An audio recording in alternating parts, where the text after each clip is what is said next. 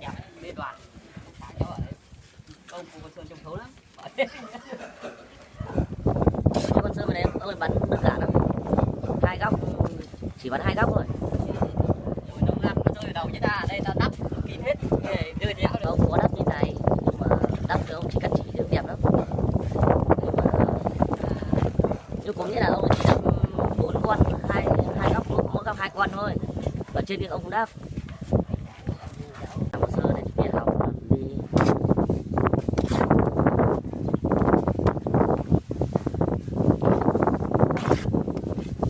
Dưới này có ấy không? Dưới này có cắt không? Có, cắt thì cắt cả cho nó. Cắt hết. Tí nữa cắt thì tính đến dọc nào có cắt. Với hết nữa rồi. Hai bà đánh cái tầm như lúc nãy nữa. Vâng. Đánh thôi. Quay ông này nó vỡ ruột. Thôi ông ấy lúc khô sa sút rồi là cắt được. Cậu gần giống rồi đấy. Ông nhắc ong bắt chiếc mới giống rồi. Nhắc ong bắt chiếc ai. Nhưng mà cái chỗ chữ thọ kia phải làm cho đẹp đẹp vào. Thọ đâu? Hả? Trước đây. Làm đẹp nhau, tao bảo thằng Đức nó muốn nào tao làm cho thế vậy. Nhưng mà phải lên mạng lại. Cái đấy cháu thấy cái hôm nọ đưa lên đấy, cái đấy cũng đơn giản. Thế mày xem cái nào? Cho cái phức tạp vào cho mấy ông làm, cho mấy ông vừa làm vừa khóc luôn. Tao làm đéo thì khóc, tao bảo cứ thích nhà tao ấy cho thế lại mà khóc cái thằng này. Để xem trên kiểu trên mạng là đẹp đẹp đấy. Cái đấy mặt tiền đấy.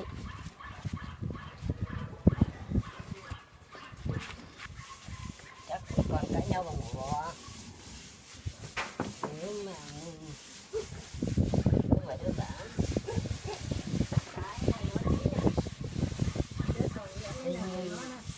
Tình như là sắc bằng biết cái giải mà ra đến đây cái chỗ ngoài ở chỗ thằng có nha có ra làm mai cơ đấy.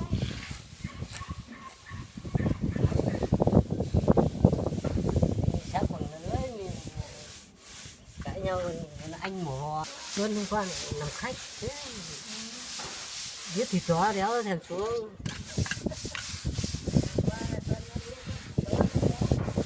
Sợ bác bảo không ở được ngại. Thế này.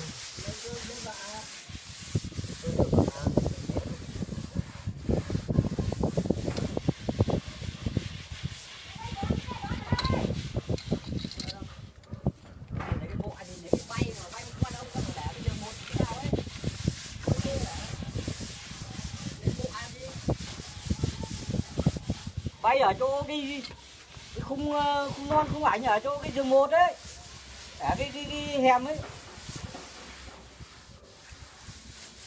Để con chúng mình đi cầm để vào đấy không có đợi ngay ra đây lắm.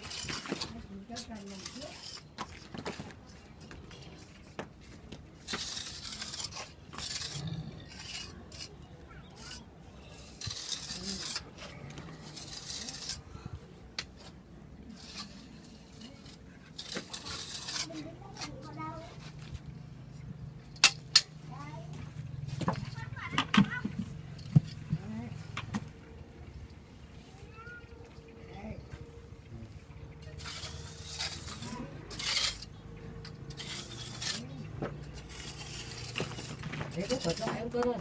Rồi. Cái thịt nó đây. Rồi.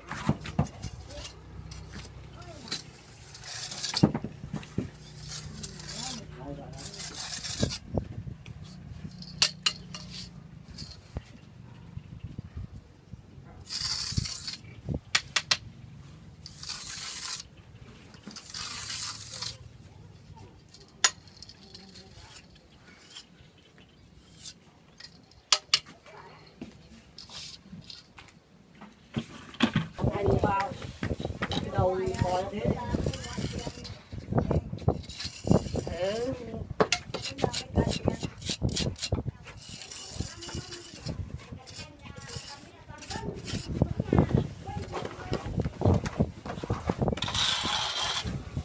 như thằng này ăn cố mạnh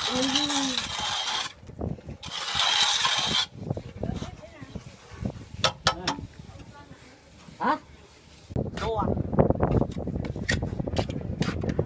Hôm nay thịt 5 con cơ? Sáng này á? Ôi mẹ, tay nào thịt nhiều? Hiện cường 60 à? Cũng được. Nó thịt được phát thế, đỡ thức tuyết mắt đi. Thịt sợ làng mình thì mỗi hôm một con thì mẹ thức mắt tuyết hết. Bao giờ hết đàn nợ?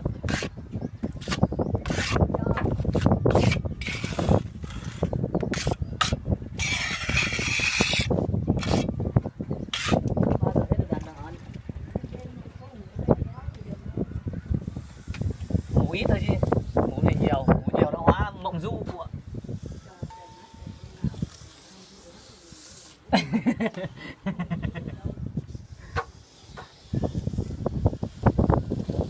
Kiểu gì cũng không được, thế thì biết chiều cụ biết kiểu nào.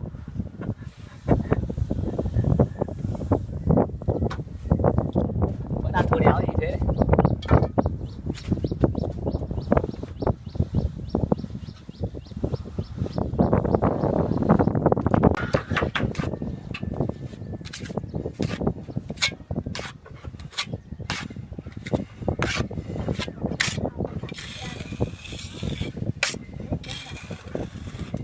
Bây giờ cô Dũng ơi, thể dục đến nhà cháu chơi.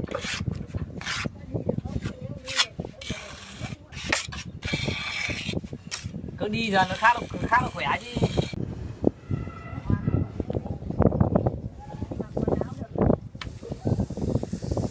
Tắm đông lạnh mà lại không hoàn hồn được đấy, hỏng nơi rồi.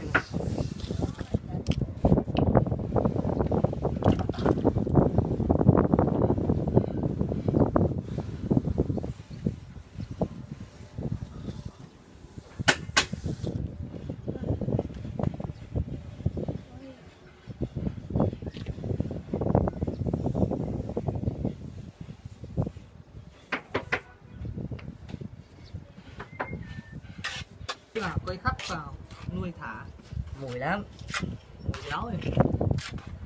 gió bắc lưa vào nhà người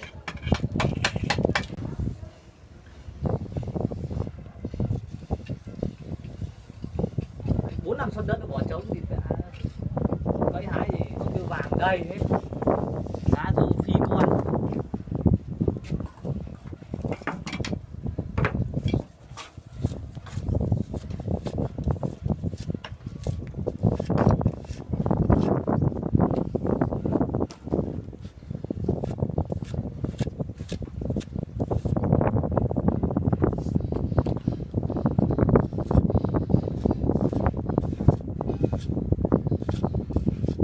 Sao mà có địa điểm người ta đéo cho vợ ấy là cửa nhà chỉ ghi đến 1000 công nhân đấy, 1000 công nhân áo trắng nữa này.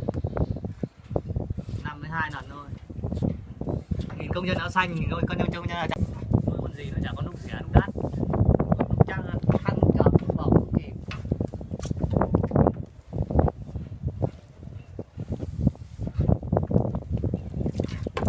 Như gà giờ thì bán thì được 95 thôi. Kim Du kêu như vạc đấy, chết. Ông cứ sống vui với con cháu đấy, bằng tuổi ông Giáp thôi, không cần gì đâu. Hả?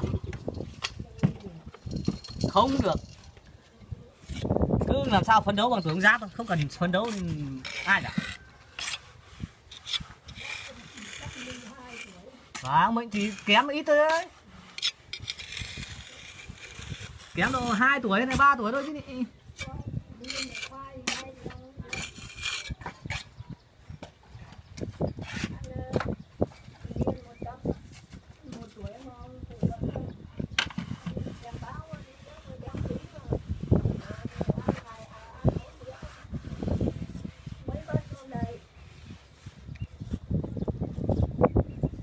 Nào mình có cụ bé chú không biết thế nào ấy. Mình vẫn đá tốt đá 96 rồi, bà nữa vẫn nói cứ một tiếng cứ hoàng như này tiếng.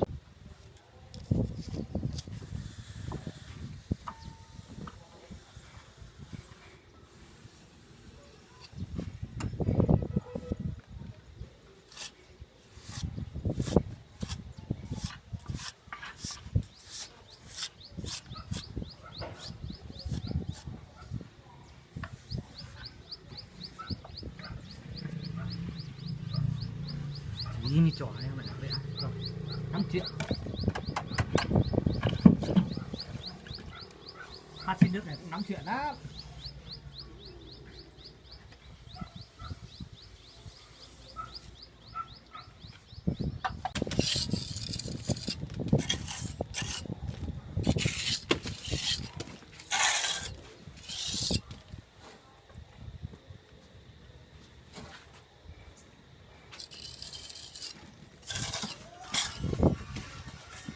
Vợ điện hả?